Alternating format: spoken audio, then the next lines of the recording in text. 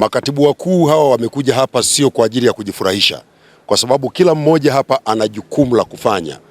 Ni uwanja ambao kama mtakumbuka tulisema tunaufungamanisha na utalii. Kwa hiyo mtamuona katibu mkuu utalii hapa, lakini ni uwanja ambao shughuli zake hapa zitahitaji miundombinu. Mtamuona katibu mkuu wa wizara yetu ya ujenzi, lakini ni uwanja ambao utahitaji huduma za mawasiliano ya kiteknolojia. Tunajenga uwanja wa kisasa, ndio maana mnamuona katibu mkuu wa mawasiliano na teknolojia ya habari.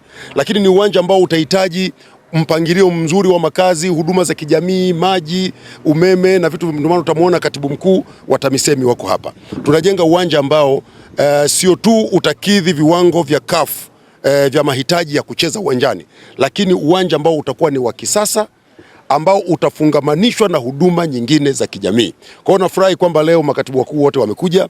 Kila mmoja hapa anakwenda kuangalia eneo lake ni namna gani litaimarishwa, ili mwisho wa mradi huu tuwe na mradi ambao mtu hapati faida ya kuangalia michezo tu peke yake, anapata faida ya mambo mengine mengi ya utalii, biashara, uwekezaji, lakini pia kupendezesha mji.